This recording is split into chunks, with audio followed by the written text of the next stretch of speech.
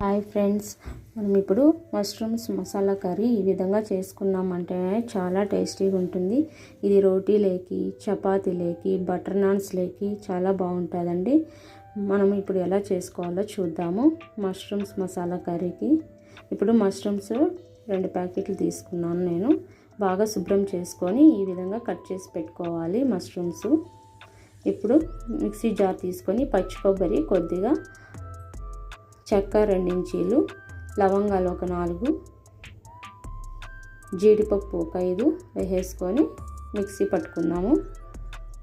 ఇప్పుడు ఈ విధంగా మెత్తగా మిక్సీ పట్టుకున్న దానిలోకి 2 టమోటాలు సన్నగా తరిపెట్టుకుని వేసుకొని బాగా మెత్తగా గ్రైండ్ చేసేసుకుందాం. ఈ విధంగా గ్రైండ్ చేసుకోవాలి. ఇప్పుడు స్టవ్ పైన పాన్ పెట్టుకొని కొద్దిగా ఆయిల్ వేసుకుందాం.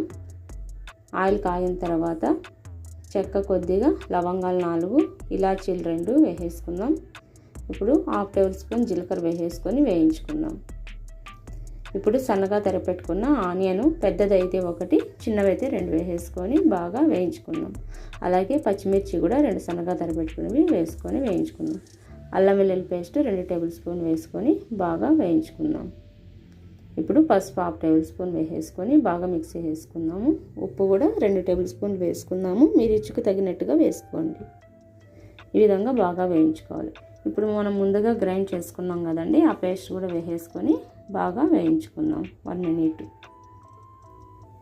ఈ విధంగా మిక్స్ చేసుకొని బాగా, ఇప్పుడు కరివేపాకు వేసేసుకొని బాగా మిక్స్ చేసుకుందాం. ఇప్పుడు పెరుగు 1 కప్పు వేసేసుకోవాలండి. వేసుకొని బాగా మిక్స్ చేసుకొని లో ఫ్లేమ్లో వేయించుకుందాం. ఇప్పుడు మష్రూమ్స్ కూడా వేసేసుకుందాం.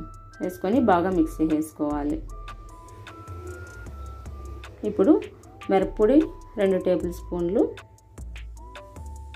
ధనియా powder 1.5 table spoon, garam masala 1/2 table spoon వేసుకొని బాగా మిక్స్ చేసుకుందాం. ఇప్పుడు వాటర్ 1 గ్లాస్ వేసేసుకుందాం. వేసుకొని బాగా మిక్స్ చేసుకోవాలి. ఇప్పుడు మూత పెట్టేసుకొని 5 మినిట్స్ బాగా ఉడకబెట్టుకుందాం. చూడండి, ఆయిల్ కూడా పైకి వచ్చేసింది. మష్రూమ్స్ కూడా బాగా మెత్తగా ఉడికిపోయినాయి. మష్రూమ్స్ ఏం చాలాసేపు ఉడకాల్సిన అవసరం లేదండి, తొందరగానే ఉడికిపోతాయి. ఇప్పుడు పైన కొత్తిమీర చల్లేసుకొని బాగా మిక్స్ చేసుకొని స్టవ్ ఆఫ్ చేసేసుకొని సర్వింగ్ బౌల్లోకి తీసేసుకోండి. అంతే అండి, ఎంతో tasty mushrooms masala curry ready అయిపోయింది.